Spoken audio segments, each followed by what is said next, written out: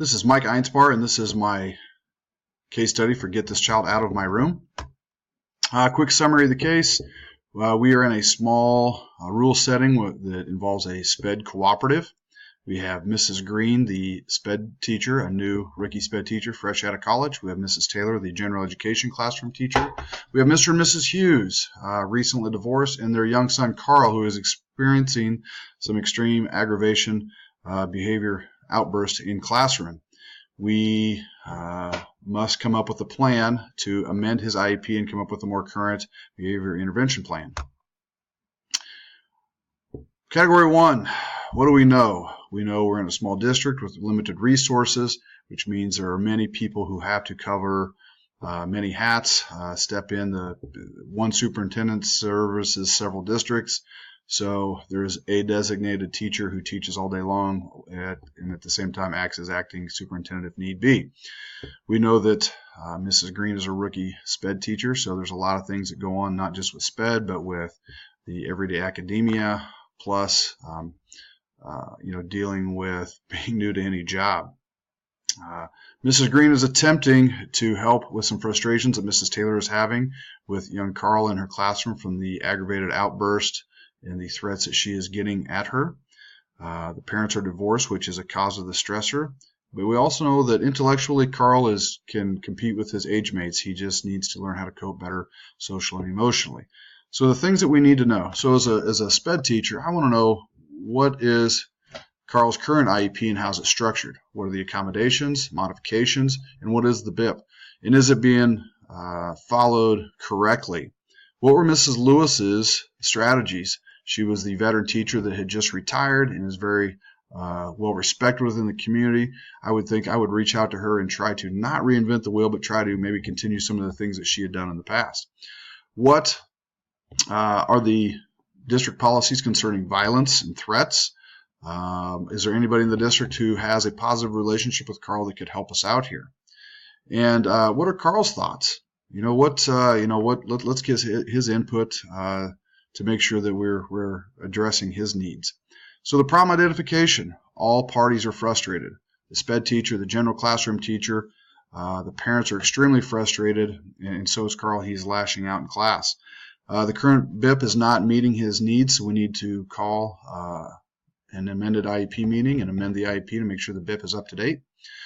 And we need to address several possible stressors. Two of them might be the divorce. They might also be the new SPED teacher. Okay, what is my plan of action and implementation?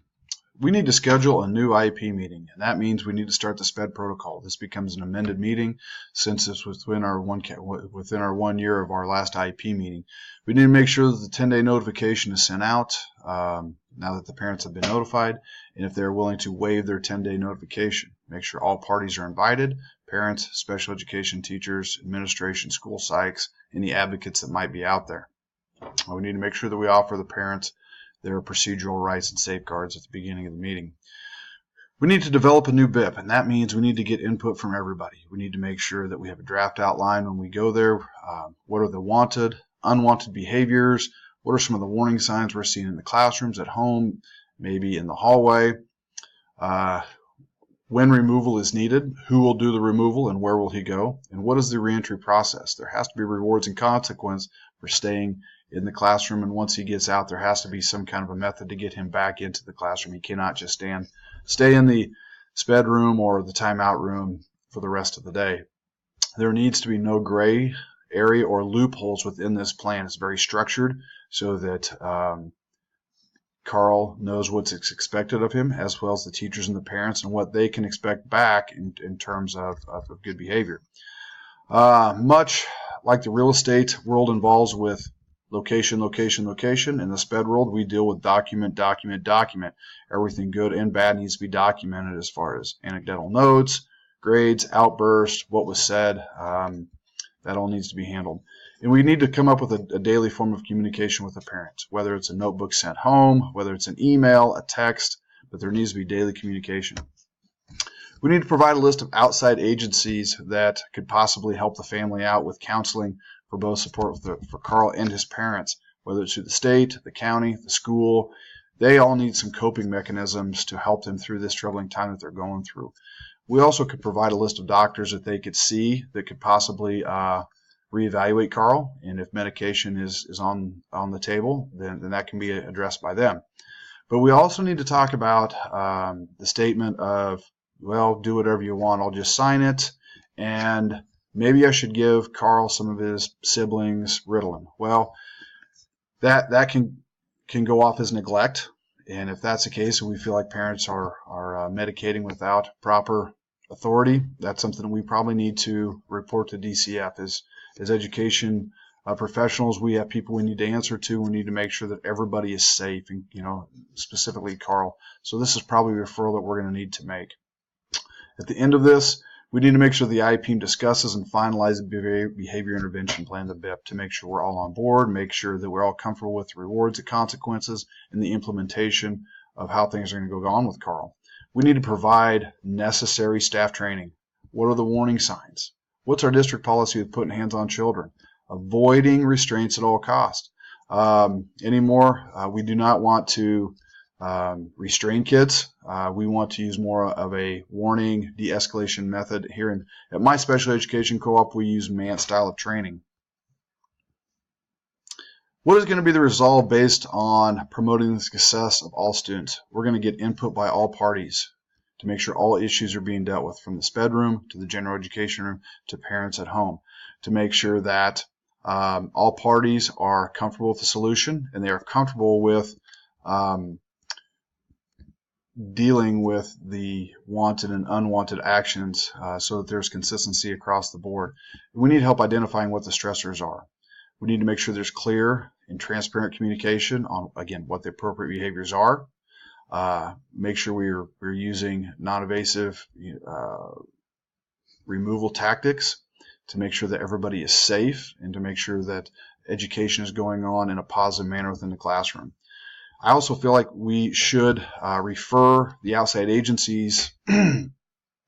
This allows the family to seek assistance through confidentiality. Maybe they want us to know that they need financial and medical assistance. Maybe they don't.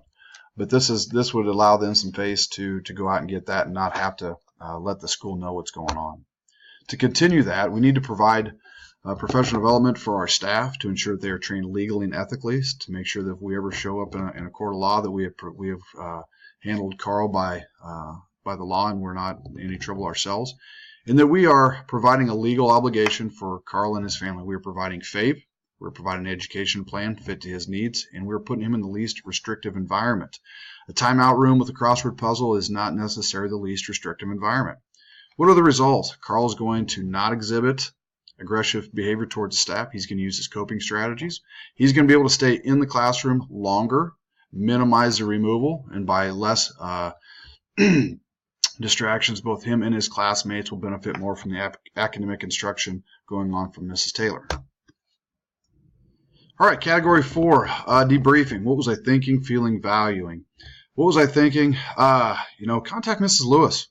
She was a veteran teacher that would probably be more than willing to help give some strategies if she's in the area. And don't reinvent the wheel. Use some of the things that she was doing. We need to make sure we support all of our teachers. The classroom teacher who is very frustrating, as well as the new teacher, Mrs. Green. Understand that there is no push button fix. Just get this kid out of my classroom is a temporary fix for that situation. But until we fix the root of the problem, true education is not going to happen. And none of us have just a fix-it button that you can buy at Staples. And I believe that Mrs. Taylor is oversimplifying Mrs. Lewis's plan of action when she would say, Mrs. Lewis would just come get the kid, put him in a room, and give him a crossword puzzle. I'm going to say that's probably oversimplifying. I'm sure there was more things going on than that. What was I feeling? I felt like I can sympathize with Mrs. Green for being a first-year SPED teacher, not just overall coming out of college, but also when you enter a new district, there's always so many parameters, state standards, curriculum, IEPs, communication, relationships. There's a lot there. I was also really feeling for the parents. I've been in many of those meetings where the parents are throwing a white flag. Man, they need help, and maybe they're looking at you. Your title might not say marriage counselor or adult counselor, but you can definitely listen and point them in the correct direction. So I was feeling for them. I was valuing Mrs. Green's persistence on making sure that she did the proper protocol within SPED to get the parents there. And I do value the parents, man. They have a lot going on, and the last thing they want to do is come to school and talk about their kids, but they did. So I give them that value. And my still unresolved scenario is Carl. Man, what's that little guy thinking? I mean, what's really going on here that we can help him out with? Reflection on standard 2, component 1, promoting the academic success. I believe we have to have open communication with all stakeholders. We need to make sure we provide the legal steps to amend the IEP, to provide the FAPE and the LRE. Provide our staff with support, knowing that we have their back as an administrator. You know, what are the how-tos of the behavior disorders? To de-escalate, the removal, the warning signs, and how to, and by putting this plan in place, we're going to have less classroom disruptions, which means more instruction time for all, which means more academic success for all. When we're all on the same page, you know, Mrs. Taylor's not going to come to Mrs. Green's world and just say, fix it, hurry up, and get it out of here. By working together, not just Carl, but all students will have some academic success there. Component 2, the well-being. We need to involve resources, outside resources. Man, if we don't have the capability to helping the parents and the kids with their situations, we need to point them in the right direction. Same thing with our teachers. We need to support them, their teachers, the parents, the students, and how to, you know, as a student, you know, if a kid, you know, is going off into my classroom, how am I going to deal with it? You know, we all, you know, we can all learn from this scenario. And also, how do we properly communicate? You know, we don't, you know, physical is not the way to go. We need to verbalize or write our feelings, our aggressions on paper, on a chalkboard, something, you know, that other than physical. And then what words to use. You know, it's important that we use professional words that can be used and heard in a school. If we practice, you know, if we use outside agencies, if we teach our people, all of our stakeholders, how to handle stressful situations, that is going to the well-being of the person. How am I enhancing instructional capacity? Again, I believe communication is the key. A key to a lot of things in life, special education and especially special education. Collaboration between parents, general education teachers, and the special education teachers, you know, for better for instructional practices, to maximize our instructional time. And that a lot of that is daily contact with the parents. You know, we can head off a lot of issues with that. Staff trainings, you know, what are our warning signs and de-escalation techniques, not just with special education students, but maybe just some general education students that might be going through some issues. We all wake up and have bad days, but how do we handle our classrooms with good classroom management in a legal and ethical manner? If all this happens, you know, we have a unified movement towards our school goal, to our school vision, and that means academic success for all. That means we're providing the FAPE, we're providing the least restrictive environment for all students. And this situation will help Mrs. Taylor, will help Mrs. Green in future scenarios, maybe with a SPED teacher, SPED student, maybe not. And they can also help to mentor other teachers when problems like this arise. Thank you for your time today.